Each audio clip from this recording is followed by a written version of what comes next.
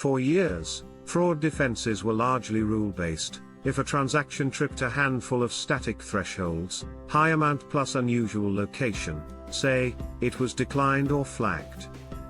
That worked against yesterday's patterns, but it struggled with today's fast-shifting attack methods, bot-driven testing of card numbers, account takeovers, synthetic identities, and scams that hop across channels.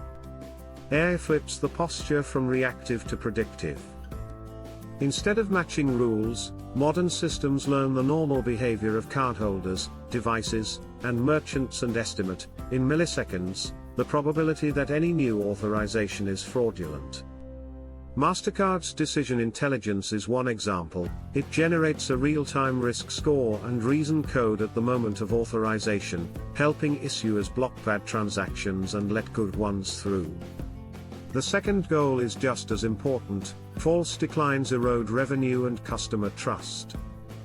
Recent industry surveys show merchants reject a non-trivial share of orders, and a portion of those are legitimate, fueling checkout friction that AI aims to suppress. What the models actually see: the raw inputs are richer than most people realize. Think of a single purchase as a knot in a web: card and device fingerprints, merchant category, time and geolocation patterns, checkout flow attributes, historical spend rhythm, velocity across channels, card present, e-commerce, peer-to-peer, and signals from the wider network. For example, is a merchant newly risky? Rather than evaluating each transaction in isolation, Mastercard describes layering classic machine learning with graph technology, models that understand relationships among cards, devices, and merchants. That's powerful when criminals reuse infrastructure.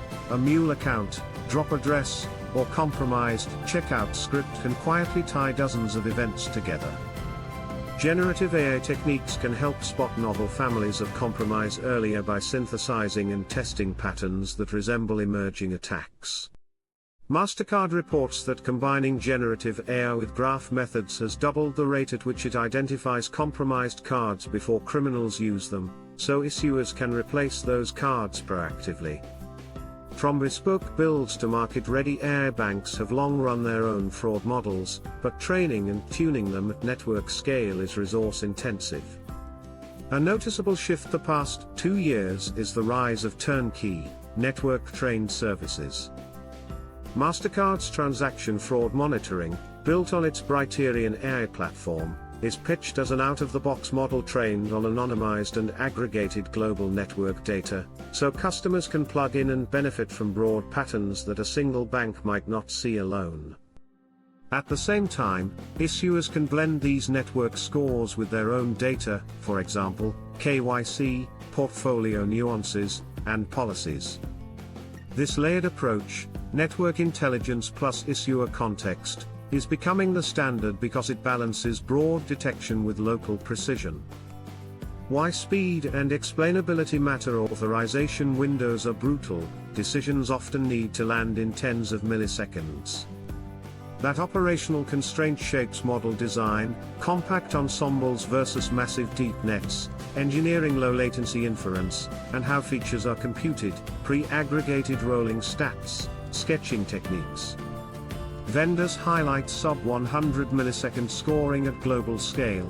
The point isn't raw speed, it's customer experience. No one wants to linger at checkout because a risk engine is thinking.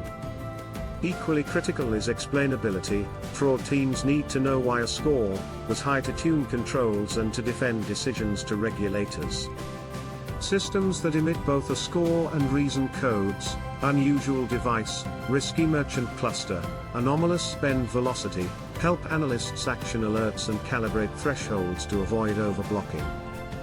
Mastercard's product literature emphasizes real-time scoring and reason codes for exactly these reasons. The scale of the problem, and the cost of getting it wrong: fraud is not just an inconvenience, it's a macro-scale cost that bleeds across the ecosystem.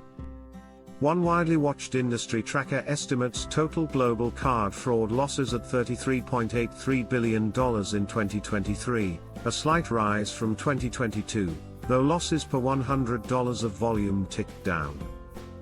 In the US, newly released government figures show consumers reported losses exceeding $12.5 billion in 2024, up roughly 25% year-over-year. Meanwhile, merchants face another drag: false declines. The Merchant Risk Council's latest global survey documents that merchants reject a meaningful share of e-commerce orders, with a notable fraction of those being legitimate, lost sales that look like fraud in the data but feel like a broken promise to customers. These are precisely the twin objectives AI is tasked with balancing: stop actual fraud while preserving good revenue. Proactive threat intel, catching compromises upstream. A big frontier is pre-transaction detection, spotting compromised credentials and merchant infiltrations before damage spreads. Mastercard has leaned into this with generative AI-driven analytics and threat intelligence partnerships, moving beyond single transaction risk to ecosystem hygiene, identifying cards that were likely exposed in breaches, or merchants whose checkout flows were invisibly skimmer-infected. When the network can flag a batch of at-risk cards or a cluster of suspect merchants, issuers and acquirers can act before fraud materializes. Recent newsroom and wire service coverage underscores this pivot. The company says its AI now scans network-scale transaction patterns to surface complex fraud signals faster, and external reporting notes the strategic expansion of threat intel capabilities to support these use cases. Human-in-the-loop governance, bias, and escalation. No model is perfect, and financial institutions operate under stringent model risk and fairness expectations. AI governance programs typically cover data lineage, drift monitoring, challenger model testing, and bias audits, for example, checking whether declines correlate with protected classes via proxy metrics.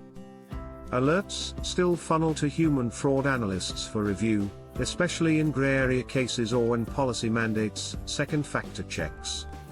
The operational art is in triage. AI reduces the noise so humans can focus on high-value investigations, while feedback from those investigations continuously retrains the models. This human-in-the-loop cycle is one reason the best systems keep improving. Fraudsters evolve, but so do the defenses. Where this goes next, 3 directions stand out. First, multi-rail coverage, models that span cards, account to account, instant payments, peer-to-peer, and wallets, so signals from one rail harden defenses on another. Second, behavioral biometrics, subtle patterns in how a user types or swipes can distinguish the genuine account holder from an imposter without extra friction. Third, collective intelligence, federated learning and privacy-preserving techniques will allow issuers and networks to share risk insights without sharing raw personal data, raising the collective bar against organized crime. Vendors are already marketing A2A monitoring and behavioral analytics alongside card fraud controls, reflecting a reality customers feel every day: fraud isn't siloed, so defenses can't be either. Practical takeaways for decision makers: measure both sides of the ledger. Track not only fraud losses prevented, but also approval rates, customer drop-offs, and dispute rates. An AI that wins on fraud but drives false declines is not a win. Use reason codes to tune thresholds by segment, for example, travel, gaming, marketplaces. Feed the feedback loop. Close the loop between alerts, analyst outcomes, and model updates. Stale labels degrade performance. Invest in upstream intel.